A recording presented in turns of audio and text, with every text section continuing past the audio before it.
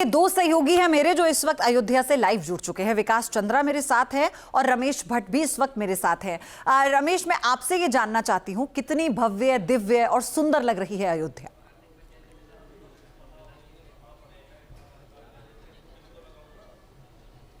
देखिए पयोधी, जय श्री राम। जय श्री राम। मैं कहूंगा अयोध्या का हर कण आज राममय दिखाई दे रहा है।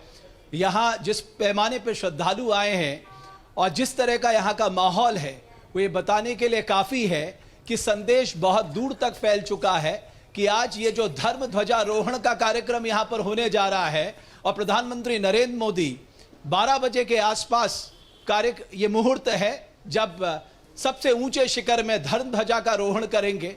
उसके बाद ये एक संदेश होता है कि जैसे हम अपने घर का कार्य संपन्न करते हैं, मंदिर का कार्य संपन्न करते हैं, छत पे हम ध्वजारोहण करते हैं, यानी एक संदेश होता है कि हमारा जो निर्माण कार्य है वो सफलतापूर्वक पूर्ण कर लिया गया है। तो ये धर्म ध्वजारोहण उसका एक सबसे बड़ा प्रतीक है। दूसरा, ये धर्म ध्वजारोहण जो है ये सत्य और विजय का भी प्रतीक है। और अगर अयोध्या की मैं बात करूं तो अयोध्या में पयोधी कभी कभी सोचता हूं कि भारतवर्ष को लेकर ऐसा क्यों कहा गया है कि गायन्ति देवा किल गीत कानी धन्यास्तुते भारत भूमि भागे स्वर्गाप वर्गा पदमार्ग भूते भुवंति भूयो पुरुषा सुरत्वात। अर्थात देवता लोग भी भगवान से ये प्रार्थना करते हैं कि हे प्रभु, जब भी जन्म लेने का मौका मिले तो मुझे भारत भूमि में जन्म लेने का मौका मिले, क्योंकि मोक्ष प्राप्ति का रास्ता यहीं से होकर गुजरता है। अगर ये भाव को आत्मसात करना है तो आप अयोध्या के इस प्रांगण में आ जाइए तो आपको ये स्पंदन महसूस होगा और आपको लगेगा कि ये राममय माहौल यहां पर क्यों बना हुआ है। और दूसरी बात, एक कोविदार वृक्ष की यहां पर बात की गई है।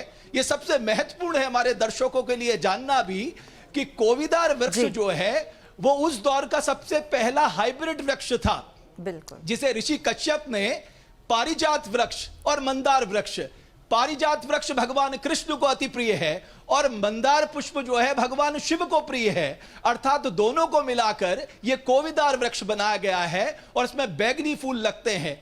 तो आप देखिए उस समय ऋषि कश्यप के मन में किस तरह का भाव प्रकट हुआ होगा, क्योंकि कहा जाता है शिव दो ही मम दास कहावा। आपको मैं बताऊं पयोधी, जब भगवान राम का अयोध्या में जन्म हुआ था तो भगवान शिव काल भुषंडी को लेकर उनके दर्शन के लिए यहां गए थे और तब कहते थे आज अयोध्या की गलियों में झूमे जोगी मतवाला अलख निरंजन खड़ा। और ये रंग रमेश आप पर भी मैं देख पा रही हूँ, ये अनुभव मैंने भी किया प्राण प्रतिष्ठा के समय कि सब कुछ राम में हो गया था। और आप जो बता रहे हैं ना वो उत्साह से इस तरह से भरपूर है कि यहाँ स्टूडियो से वो मैं महसूस कर पा रही हूँ। मैं आपके पास फिर से आऊंगी, लेकिन विकास मैं आपसे ये जानना चाहती हूँ, ये जो पूरा कार्यक्रम है प्रधानमंत्री मोदी का, ये बहुत लंबा होने वाला है आज, तो एक बार फिर से हमारे दर्शकों को आप ये बता दीजिए किस तरह से वो सप्त मंदिर जाएंगे, उसके बाद वो अन्नपूर्णा मंदिर जाएंगे और फिर वो राम दरबार जाएंगे। पूरा स्केड्यूल क्या है उनका? जी बिल्कुल, देखें कि जब भी अयोध्या में बड़ा अवसर आया तो प्रधानमंत्री नरेंद्र मोदी जरूर यहाँ रहे और प्रधानमंत्री नरेंद्र मोदी के साथ ही यहाँ उत्तर प्रदेश के मुख्यमंत्री भी हैं, उत्तर प्रदेश की राज्यपाल भी हैं, साथ ही आरएसएस के सरसंघ चालक मोहन भागवत भी इस ध्वजारोहण कार्यक्रम में शामिल होंगे। अगर प्रधानमंत्री के कार्यक्रम की बात की जाए तो जो अब तक जानकारी दी गई है कि 9:45 के आसपास प्रधानमंत्री को पहुंचना है। सबसे पहले वो रोड शो करते हुए, यानी आम लोगों के अभिवादन को स्वीकार करते हुए, अभिवादन उनका करते हुए वो साकेत महाविद्यालय पहुंचेंगे, फिर वहां से वो चलेंगे।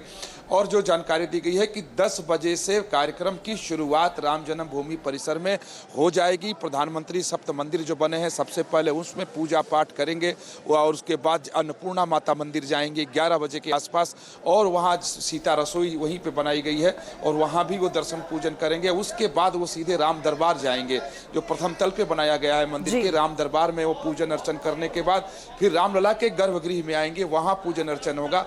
और 11:57 से लेकर 12:15 के बीच में अभिजीत मुहूर्त है, सर्वार्थ सिद्धि योग है। आज वार भी मंगलवार है, यानी सब जगह भी मंगल मंगल है। तो ऐसे योग में, ऐसे मुहूर्त में ध्वज को स्थापित किया जाएगा। देखे पयोधी, ये बहुत बड़ा दिन है, कि देखिए जब भी मंदिर बनकर पूरी तरीके से जी। तैयार हो जाए, सिविल वर्क हो जाए, तब भी वो ठीक पूर्ण है। नहीं माना जाता है जब तक कि उस पर ध्वज को स्थापित न कर दिया और जाए। ये बात ध्वजारोहण जिस न वक्त हो प्राण जाए। प्रतिष्ठा तो हो आज रही थी ध्वज विकास, स्थापित उस वक्त भी कही गई थी, कई साधु संतों ने भी इस बात को कहा था, लेकिन अपने अपने सबके तर्क हैं, लेकिन आज वो होने जा रहा है तो इस पर भी एक तरह का पूर्ण विराम लग गया है। जो ये नाराजगी थी, जो ये सवाल यहां पर उठाया जा रहा था। रमेश और विकास जी, आप दोनों हमारे साथ बने रहिएगा। आप ही के जरिए हर तस्वीर हम दर्शकों को आज पहुंचाने वाले हैं। ये जो बड़ी कवरेज है सीधे अयोध्या से, ये न्यूज नेशन पर लगातार जारी रहेगी।